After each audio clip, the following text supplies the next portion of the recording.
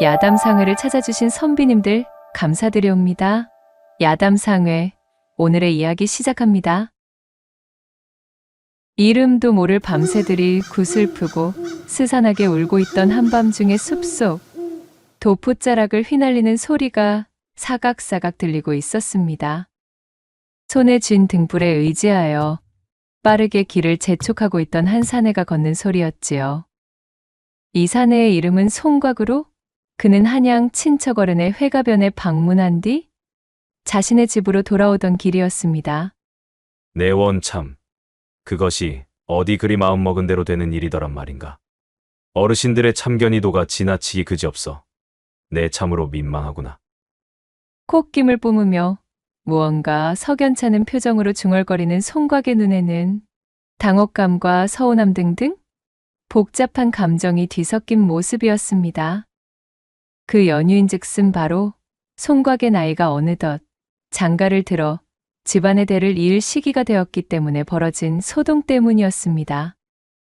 그는 손이 귀한 집안의 4대 독자였기에 집안 어르신들의 과한 기대를 한 몸에 독점하고 있는 사내였어요. 회가변 참석을 빌미로 오래간만에 거름한 친척집에 모인 어른들 역시도 썩 듣기 좋은 말만 던지는 것은 아니었지요. 꼬장꼬장하게 나이를 먹은 그들은 양반 가문의 질서와 반상의 법도를 앞세우며 송곽에게 이런저런 잔소리를 해댔던 것입니다. 하루빨리 혼담을 펼치고 신부를 맞이하여 장가를 가야 될 것이 아니더냐? 색시라면 그저 적당하게 쥐와 덕을 쌓은 양반대 교수 중에서 엉덩이가 떡 벌어진 여자를 고르면 되는 것이니라. 한시를 지체하지 않고 부사를 도모하여 가을무 쑥쑥 뽑듯 그렇게 고추 달린 놈을 어서 나 가문의 대를 이어야 하지 않겠느냐? 곽이 너의 어깨에 걸린 가문의 기대가 적지 않거늘 어찌 진중히 생각해보고는 있는 것이더냐?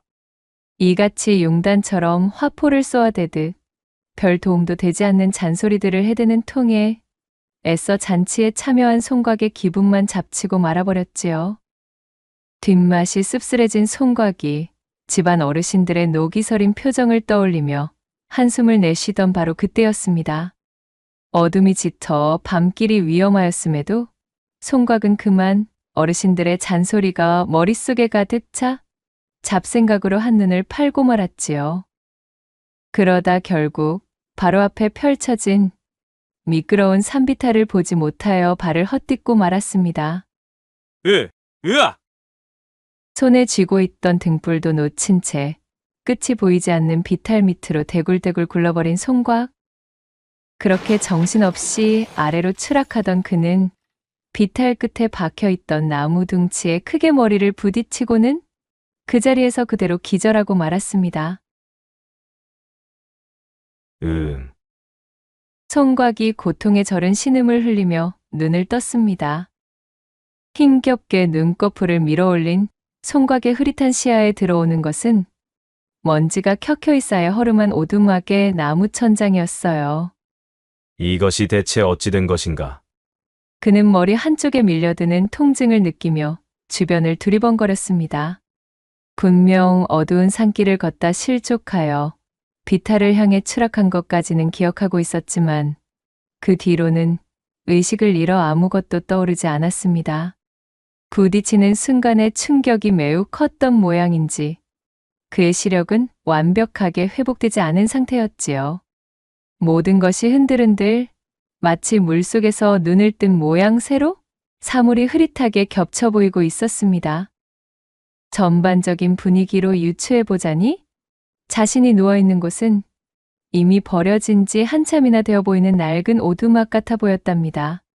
송곽은 기억을 더듬어 보려 하였으나 도무지 자신이 어찌 이런 곳에 누워있는지 기억이 나질 않았지요. 손을 들어 자신의 머리를 만져보니 마치 붕대처럼 머리를 감싸고 있는 천이 느껴졌습니다. 옥신거리는 통증이 느껴지는 곳에는 누군가 치료를 한 흔적이 있었어요. 짓이겨 발라놓은 약초의 씁쓸한 냄새가 나고 있었기 때문이었습니다. 현재의 상황으로 보았을 때 필시 누군가가 쓰러진 송곽을 이곳으로 옮긴 후 응급처치를 한 듯한 낌새였습니다. 비탈을 구르며 부딪힌 충격 때문에 정신이 명확하게 돌아오지 않은 송각이 아픈 머리를 부여지며 사태를 막 파악해보기 시작한 참이었어요. 그때 오두막 바깥에서 풀숲을 헤치는 듯한 인기척이 느껴졌고 이내 오두막의 문이 열리는 소리와 함께 사람의 그림자가 보였습니다. 뉘시오. 송각이 잔뜩 긴장하여 외치자 문을 열고 안으로 들어오려던 그림자가 멈칫 하고 그 자리에 멈춰 서는 것이 흐릿하게 보였습니다. 그러나 그것도 잠시 그림자는 다시금 오두막 안쪽으로 성큼성큼 몸을 움직여 이윽고는 송각의 앞까지 다가서는 것이었지요. 눈앞에 흐릿흐릿 보이는 낯선 사람의 형체에 송각이 어쩔 줄을 몰라 긴장하고 있는데 문득 그의 코에 은은하고도 매혹적인 향기가 느껴지는 것이었습니다. 여인의 화첩 냄새인가? 아니면 박가본. 정확한 것은 파악하기 어려웠으나 분명 그것은 여인들이 사용하는 치장품에서 나는 향기임에는 틀림없었습니다. 깨어나셨군요. 참으로 다행입니다. 한때는 정말이지 어찌되나 하였습니다. 송각이 유추한 대로 그림자에서는 여인의 목소리가 흘러나왔습니다. 여기가 어디요? 나는 대체 어찌하여 여기까지? 그리고 당신은 또 누구십니까? 당황한 채로 궁금한 것들을 두서없이 뱉는 송각의 모습을 바라보며 여인이 희미한 미소와 함께 천천히 대답하였습니다. 이곳은 저희 고을에서 산새를 타고 다니는 업을 가진 사냥꾼이나 약초꾼들 혹은 신만이들이 쉬어가기 위해 만들어둔 작은 오두막입니다.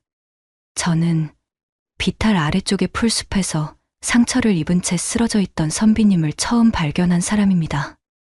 야간에 채취할 수 있는 버섯과 약초들을 보러 나온 덕택에 선비님을 발견할 수 있었지요.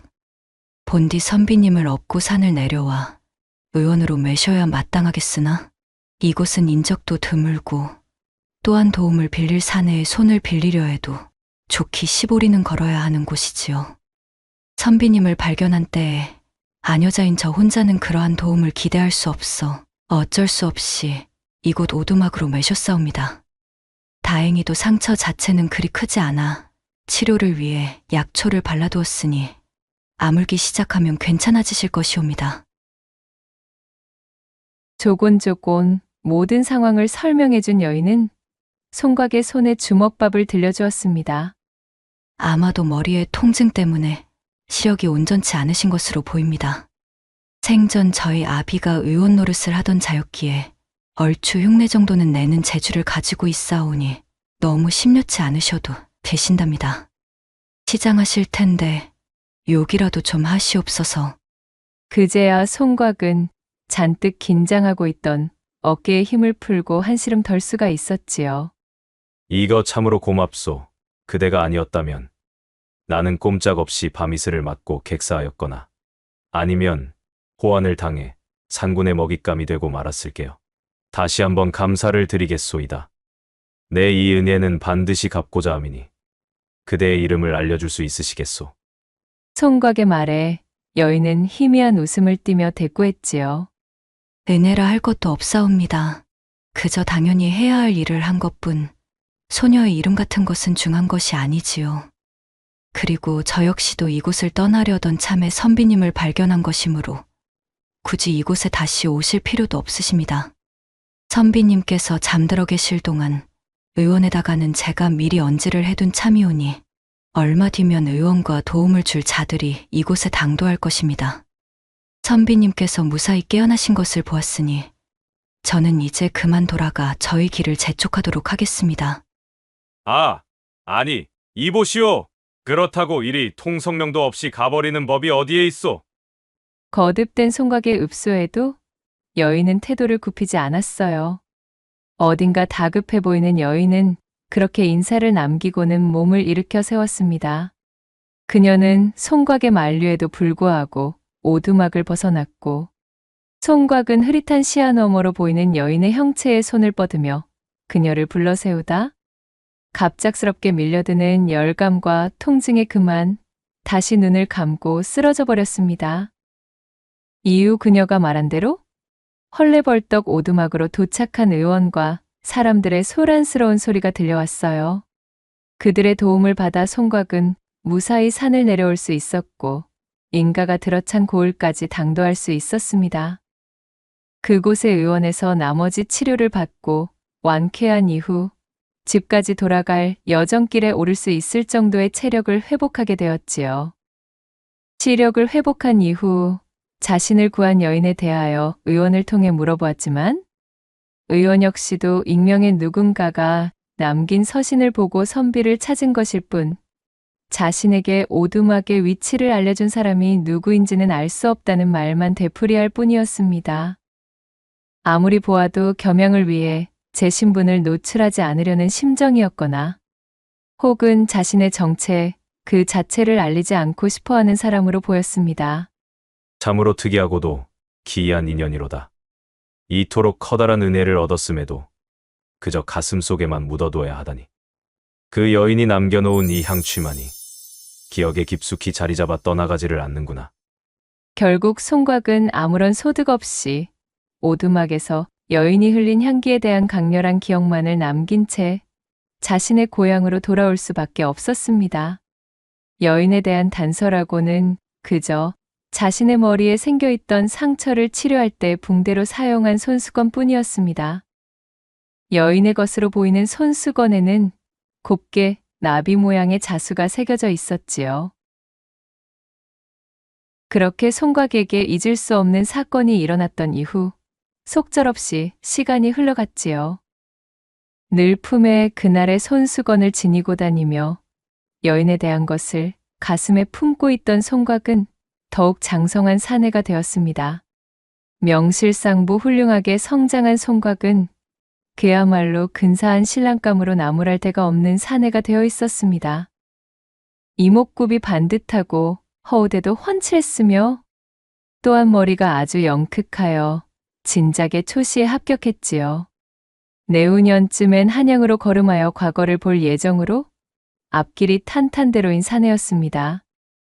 송곽의 집안은 증조부가 참판까지 한 뼈대 있는 가문이었지만 대대로 청렴하기 짝이 없어 그 살림살이가 넉넉하지 않은 것이 흠이라면 흠이었지요. 일찍이 과거에 몇 번인가 낙방의 맛을 보았던 송곽 아버지는 다른 곳에 한눈을 팔지 않고 그 길로 열심히 농산일에 뛰어들었습니다. 그렇게 농사를 짓고 땀 흘려 일군 먹거리로 생활을 해온 탓에 송곽네 온 식구들은 양반임에도 청빈한 생활에 익숙해져 있었어요. 비단 풍족하게 살지는 못하였으나 그들은 보릿고개에도 다른 집에 가서 아쉬운 소리를 하는 처지는 아니었습니다. 이렇듯 고을에서도 자자할 정도로 우수한 평판을 얻고 있다 보니 송곽이 근사한 사내가 되자 진작부터 그를 점찍어둔 수많은 집안에서 혼담이 거론되고 있었습니다. 송곽은 아직 혼인이나 여인에 대한 욕심은 없었으나 사대 독자인 마당에 자신의 뜻만 고집할 수는 없는 노릇이었던지라 그저 집안 어른들이 이끄는 대로 얌전히 응하고 있었답니다. 1등 신랑감이던 송곽과 혼담을 성사시켜 한몫 단단히 잡아보려던 매파가 문지방이 닳도록 송곽의 집을 들락날락거리고 있었지요.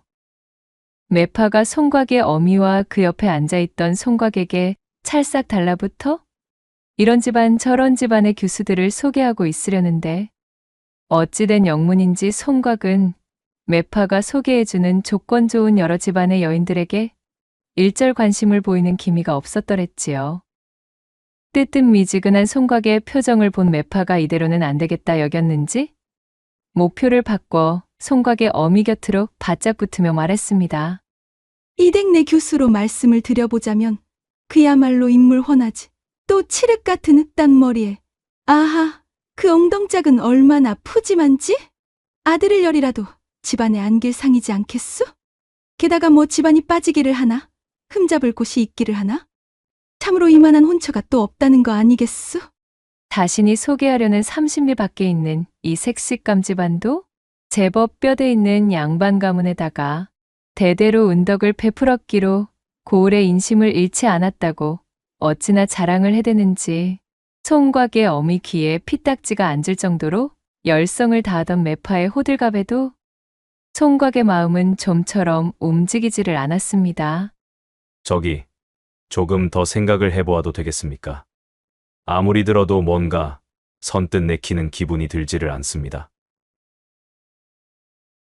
아니, 이보시게, 총각. 혼담이 어찌 그 기분만으로 좌지우지되는 가벼운 일이겠수. 그저 혼사라는 것은 집안과 집안끼리 이리 재고 저리 맞추다 보면 일사천리로 흐르기 마련 아니겠수? 그래, 과가. 매파의 말이 맞다. 언제까지 그렇게 혼인 이야기만 나오면 도망치듯이 피하려고만 드는 게냐. 때를 놓치기 전에 얼른 결정을 보아야 되지 않겠느냐. 송곽의 말에 매파와 송곽의 어미가 그를 만류했습니다. 집안과 어른들의 말을 거스를 수 없었던 송곽의 입에서는 탄식만이 나오고 있었지요.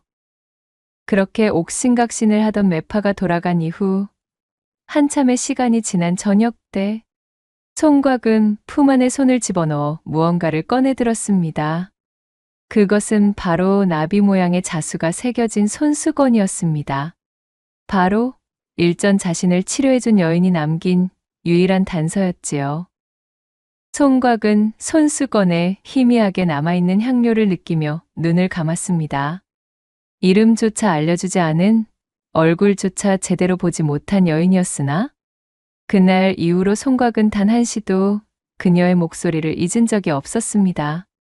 다시 한번 그녀를 볼 수 있는 기회가 있다면 좋으련만. 송곽은 여인에 대한 생각을 떠올릴 때마다 제 가슴이 요동을 치는 것을 막을 수 없었습니다. 집안의 어르신들에게는 차마 언급하지 못하였으나 그는 여인이 자신의 목숨을 구해준 뒤로 얼굴조차 모르는 그녀에게 흠뻑 매료된 뒤였습니다. 매파가 제 아무리 집안 배경이 훌륭하고 나무랄 데 없는 규술합시고 여인들을 소개해 주어도 송곽의 심장에는 이미 나비자수 손수건에 그녀가 꽉 들어차 있어 여타의 틈조차도 내어주지 않는 것이었어요. 매파가 물어오는 각종 혼담에도 시큰둥했던 것 또한 이러한 이유였습니다. 그는 하늘을 향해 얼굴을 치켜들고 흐릿한 형체로만 기억하고 있는 여인에 대한 모습을 떠올려 보았습니다. 어디에 사는 어느 누구일고 아주 작은 단서조차도 없으니 이리도 깊어진 내 마음이 견디기 어려워도 찾아 나설 묘수가 생각나지를 않는구나. 한 번으로 끝나버린 스쳐 지난 인연임에도 도통 내 가슴은 식을 줄을 모르니 이 답답함을 어쩌면 좋을까. 송곽은 깊고 깊은 한숨을 내쉬며 제 마음속에 자리 잡은 여인을 향한 연심을 애써 외면하려 눈을 감고 말았습니다. 그렇게 송곽이 고뇌의 시간을 보내고 있는 바로 그 즈음부터 송곽이 살고 있는 고을에 느닷없는 이상한 소문 하나가 돌기 시작했습니다. 바로 송곽이 살고 있는 고을로 흘러들어온 혈혈단신의 여인에 대한 소문이었지요. 고을 박산 아래 외딴 집에 거처를 튼 이 여인의 이름은 백년으로 당장 200여 가구나 되는 이 동네 남정네들의 입방아에 오르락내리락 하던 중이었습니다. 거 비열을 꽂고 있는 것으로 보건대 필시 혼인한 적이 있는 과부가 아니겠는가 이 말이야. 그렇지 않고서야 어찌하여 여인네 홀로 지내고 있단 말이던가? 어허, 소문도 듣지 못하였나? 듣자 하니 말이야. 그 여인네의 지아비가 바로 그 여인네에 의해서 복상사를 당했다지 뭔가. 엥? 아니 그건 또 누가 그러던가? 내가 듣기로는 건너고을 참판댁의 며느리로 들어갔었다가 초야부터 남편을 잡아먹어 소박을 맞고 쫓겨난 여인이라 하던데. 나원 참, 거 아니라니까 그러네. 이 고을 저 고을로 발길 닿는 박물장수 김가가 비밀이라면서 내게만 일러준 이야기인데 말일세. 고을 사람들의 모임터인 커다란 느티나무 아래에서 장이야 멍이야 기세 좋게 두던 장기판의 열기는 금세 시들해지고 모여있는 사내들의 관심사는 온통 백년에 관한 밑도 끝도 없는 뜬 소문에 쏠려 있었습니다. 그도 그럴 것이 가끔씩 자신의 집 밖으로 나와 그 모습을 보이곤 했던 백년은 옹골차게도 도톰하면서도 붉디 붉은 입술과 슬며시 아래를 향하며 뜨는 눈매엔 조신하면서도 희한한 새끼가 흐르고 있었습니다. 치마끈으로 바싹 졸라맨 허리는 마치 개미의 그것만큼 잘록했고 그 허리에서 아래로 이어지는 곡선 또한 무사내들의 가슴을 호미로 후벼고랑을 낼 만큼 빼어나기 그지없었지요. 허나 그녀는 그 누구와도 말을 섞는 기색을 보이지 않았고 여러 사내들이 백년을 향해 짓궂은 농이나 선물 공세를 퍼부으며 그녀의 환심을 사려 하였으나 번번이 무시와도 같은 퇴짜를 맞고 돌아설 뿐이었습니다. 누구 하나 백년에 대해 제대로 아는 자가 없었으나 몰리는 관심은 폭발할 듯 하였으니 별난 소문들이 꼬리에 꼬리를 무는 것이었지요. 소문이 소문을 잡아먹고 또 풍문이 그 소문을 잡아먹어 어느새인가 백년은 동네 남정네들이 공공으로 노리는 하나의 목표물이 되고 말았습니다. 빼어난 외모를 가지고 있음에도 홀로 지내고 있고 게다가 누구 하나와도 어울리지를 않으니 사내들의 호기심을 자극하기에 충분했던 것입니다. 남정네들은 3, 4, 5 모이는 자리만 생겼다 하면 누가 먼저라고 할 것도 없이 백년에 대한 이런저런 괴소문들을 늘어놓으며 안주감으로 삼는 것이었지요. 이러한 소문이 파다히 퍼진 것을 모르지는 않을 터인데 스스로 나서 그것을 부정하지도 않는 것을 보면 필시 소문에 필적하는 고약한 과거를 지녔을 거라 여긴 고을의 사내들은 마치 당연하다는 듯 호시탐탐 백년의 치마를 벗길 기회만 노리고 있었습니다. 그렇게 저작거리를 가득 메운 소문이 바람을 타고 날아들어 총각의 귀에까지도 내려앉게 된 참이었습니다. 참으로 장성한 사내들이 모여서 한다는 소리들이 어찌 이리 경박하고 철없기 그지없단 말인가? 과거 시험 준비를 하던 총각이 떨어진 종이를 사러 장터를 들렸다가 백년에 관해 대화하는 사내 무리를 지나치며 한심하다는 듯 고개를 저었습니다. 이윽고 지물포에 다다른 총각이 가게의 주인장을 호출하기 위해 손짓을 하려는데 이 이복에 저기 지물포 앞에 서 있는 저 여자 백년 아닌가? 주변을 서성이고 있던 사내들이 총각이 서 있는 지물포 쪽으로 손가락질하며 중얼거리는 소리가 총각의 귀에도 들려왔습니다. 총각이 옆으로 고개를 돌려보자 햇빛이라고는 생전 받아본 역사가 없는 것이 아닐까 싶을 정도로 창백한 피부를 가진 한 여인이 지물포 좌판 앞에서 종이를 만져보며 고르고 있었지요. 참으로 기이할 정도로 하얀 여인이로구나 라는 생각을 하며 지나치려는데 순간 총각의 코를 스치며 지나가는 향이 그의 뒤통수를 세차게 때리며 그 자리에 멈춰 세우는 것이었지요. 아니 이 향은? 그것은 총각이 지난날 그토록이나 애타게 그리워했던 바로 그날 산속 오두막에서 자신을 구해주었던 여인에게서 풍기던 향이었습니다. 세상에 이럴 수가요. 바로 그녀가 고을 사내들이 그토록 구설에 올리고 있던 여인 백년이었던 것이지요.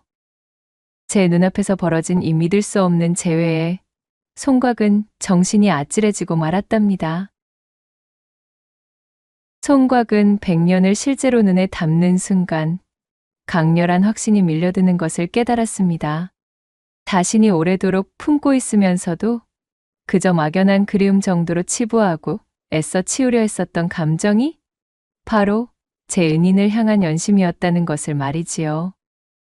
그녀를 확인하자마자 총각의 죽은 것만 같았던 심장이 마치 물레방아를 만난 방아처럼 거세게 뜀박질을 하기 시작했어요. 매파의 입에서 나오는 여인들의 이야기를 들을 때의 자신과는 완벽하게 다른 사람이 된 기분이었습니다. 총각은 자신도 모르게 본래 자신의 성격과는 정반대의 행동을 하고 말았습니다. 저기 이보시오. 실례하오나 뭐 좀 물어보겠소이다. 오겨 일전 어느 산속 오두막에서 머리에 부상을 입은 사내 하나를 구해 치료해 준 적이 있지 않으시오? 이 손수건의 주인 되는 사람이 아니시냔 말이오. 느닷없이 손수건을 내밀며 묻는 총각의 접근에 백년이 잔뜩 겁을 집어먹은 얼굴로 그를 바라보았습니다. 얼마 후 그녀는 멈칫 하고는 고개를 갸웃대더니 이내 뭔가 기억이 났다는 듯 두 눈을 동그랗게 뜨며 꾸벅 인사를 하는 것이었지요. 송곽을 기억하고 있는 눈치였습니다. 차, 참으로 이런 우연이 또 있습니까 그래? 내 이곳에서 그대를 다시 만나게 될 줄이야. 생명의 은인이자 남모르게 흠모하고 있던 여인을 다시 만나게 된 것이 뜰 듯이 기뻤던 송곽이 활짝 웃음을 지었으나 이내 그녀의 정갈하게 모아묶은 뒷머리에 꽂혀있는 비녀를 발견하고는 가슴이 철렁 내려앉고 말았습니다. 혼인을 하신 몸이셨소이까? 송곽이 잔뜩 허탈한 목소리로 물었지만 이상하게도 백년은 아까부터 희미한 미소만 지을 뿐 송곽의 말에 단 한 번도 육성으로 대답하지 않고 있었습니다. 이를 의아하게 여긴 송곽이 다시금 그녀에게 말을 건네려는 찰나 주변에서 백년과 송곽을 바라보며 웅성거리는 사내들의 눈총이 거세지고 있었지요. 그때였습니다. 이를 의식한 백년이 마치 벼락을 맞은 사람 마냥 화들짝 놀라더니 송곽에게 꾸벅 인사를 하고는 도망치듯 지물포에서 빠져나가기 시작했습니다. 한동안 멍하니 그녀의 뒷모습만 바라보던 송곽은 이내 큰 결심을 한 듯 입술을 깨물고는 불이 나게 그녀의 뒤를 쫓아갔지요.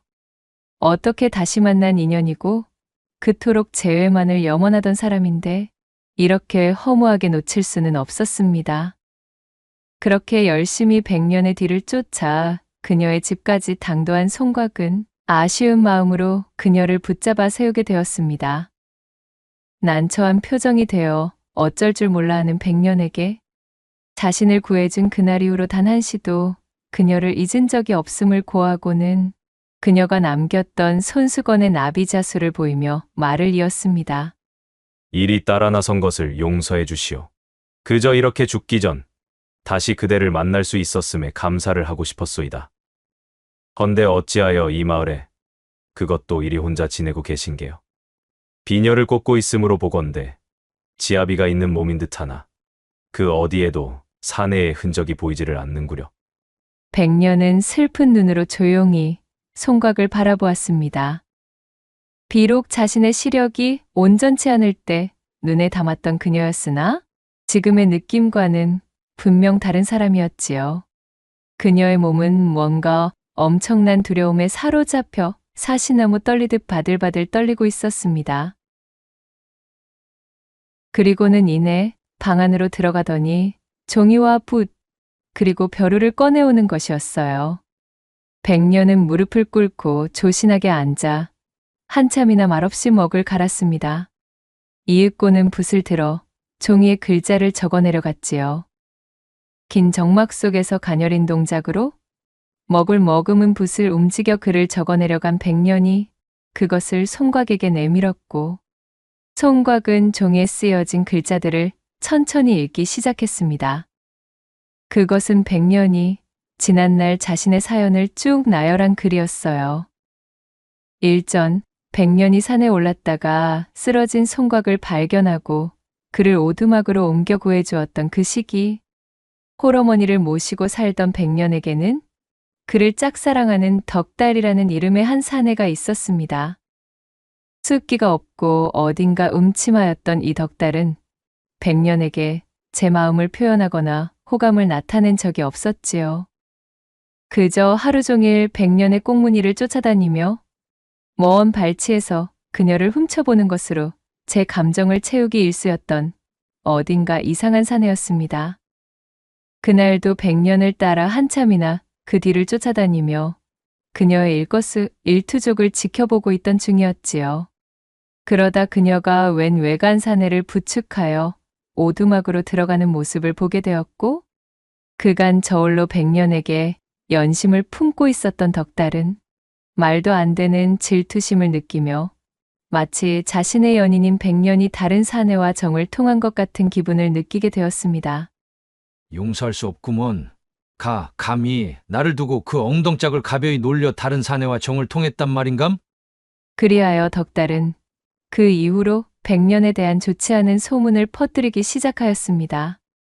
탁백이 서너 대 값만 쥐어주면 치마를 벗는다는 등 이불 속 기교가 어찌나 시원하던지 거쳐간 사내가 좋기 일백은 된다는 등 그야말로 헛소문이 따로 없었으나 그녀의 빼어난 외모와는 어울리지 않았던 이 난잡한 풍문은 하나의 유흥거리가 되어 사람들의 입방아를 타고 점점 퍼져나가기 시작했습니다. 소문을 접한 자, 그 소문을 실어나르는 자 모두에게 사실관계는 중요하지 않았어요.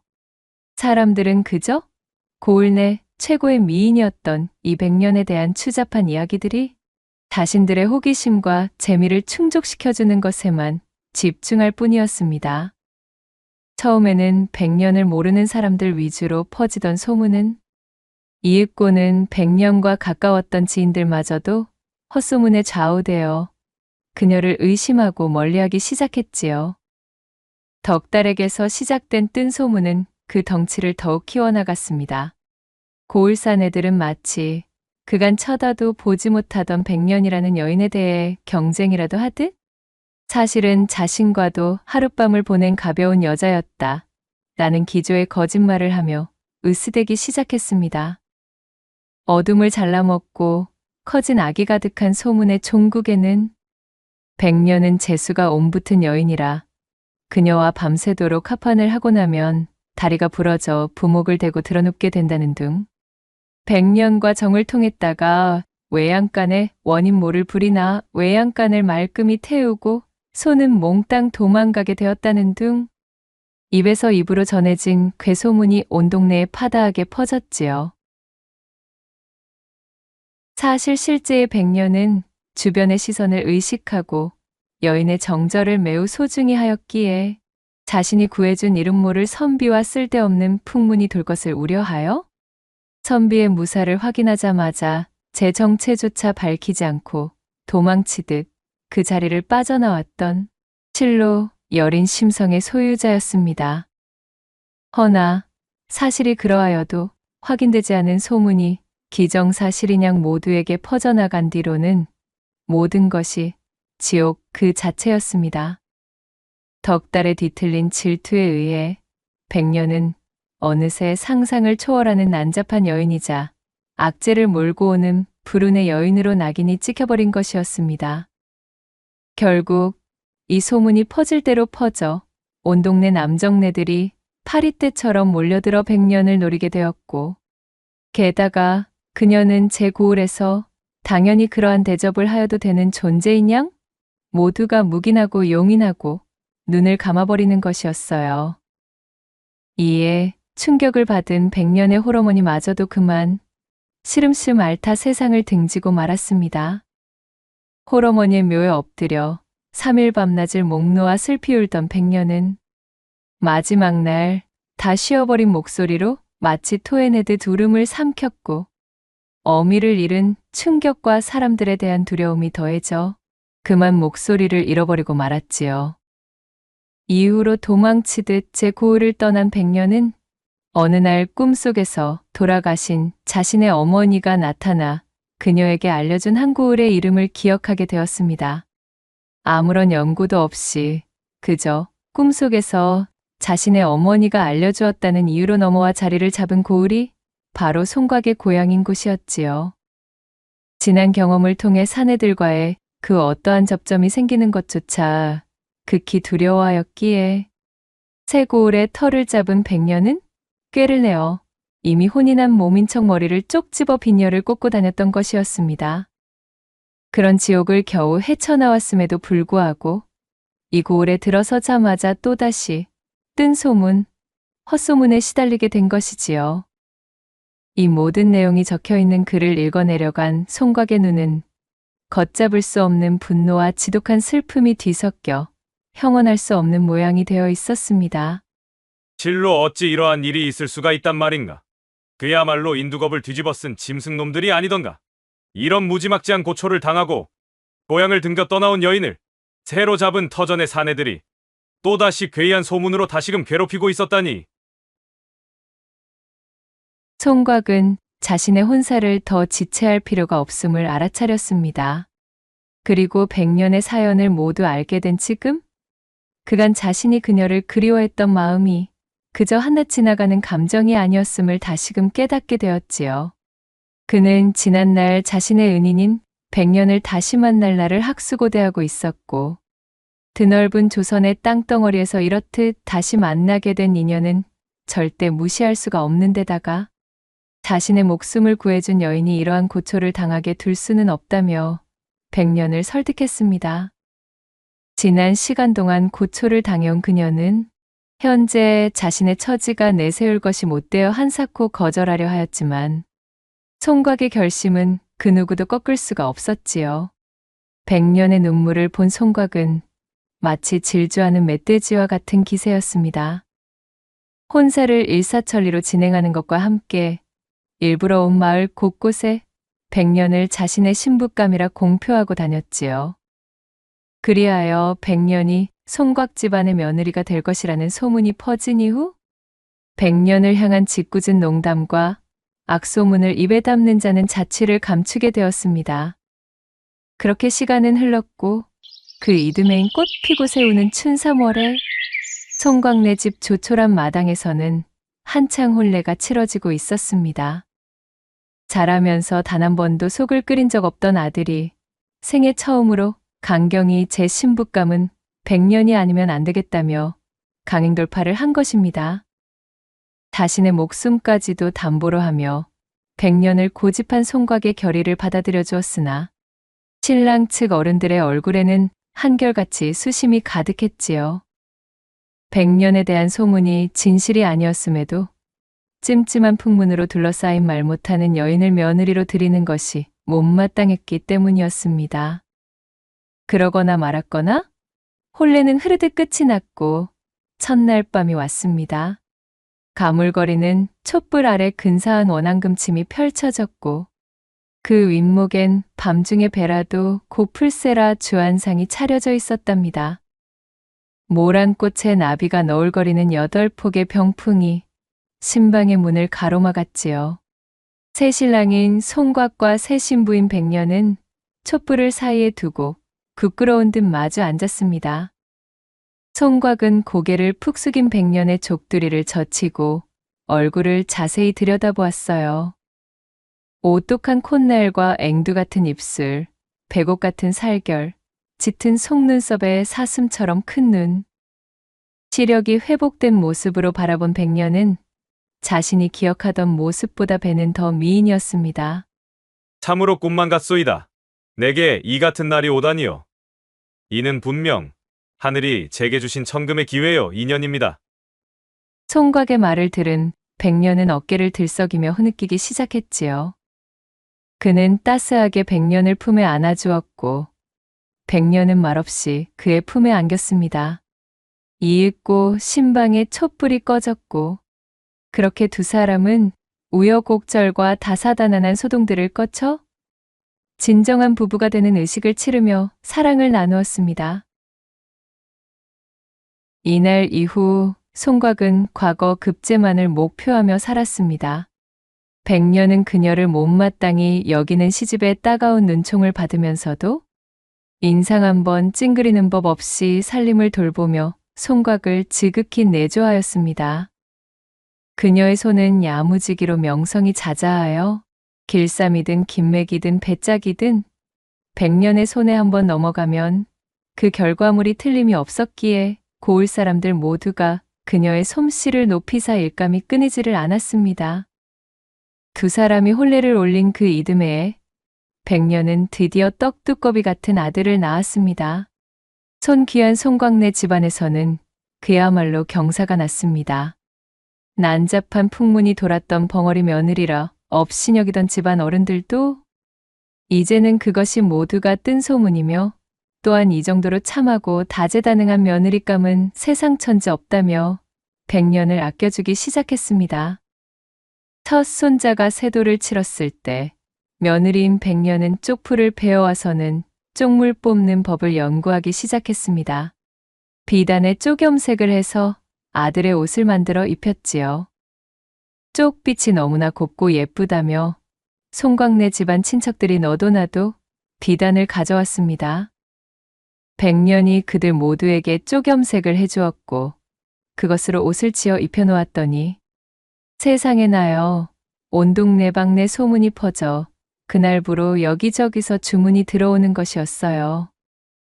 들어오는 주문이 감당이 안 될 지경에 쪼겸색으로 벌어들이는 돈이 눈이 휘둥그레지는 액수였습니다.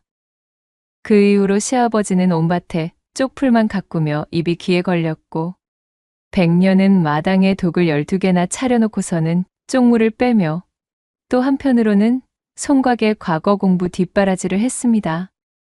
집안은 나날이 풍성해져 갔고 백년의 정성어린 내조의 하늘도 감동하였는지 그해 송곽은 드디어 과거에 급제하였지요. 송곽네 집안은 며느리인 백년이 복덩어리라며 끔찍이도 아껴주었습니다. 과거 급제 후 홍패를 받은 송곽은 관직에 진출한 이후 승승장구하여 백년의 삶을 망쳐놓은 주범인 덕달과 그 고을의 사내들에 대한 추포령을 내리게 되었고 그렇게 붙잡힌 덕달을 국법으로 심판함으로써 그간 자신의 아내인 백년을 괴롭혔던 악연의 사슬을 드디어 끊게 해주었어요. 또한 송곽의 집안대대로 시름이 없이 풍족한 인생을 영위하며 집안의 이름을 드높였다 전해지고 있사옵니다. 낭독해드린 이야기가 선비님들 마음에 드셨다면 구독과 좋아요, 댓글로 야담상회를 응원해 주셔요. 늘 잊지 않고 야담상회를 찾아주시는 선비님들 시청해 주셔서 참으로 감사하옵니다.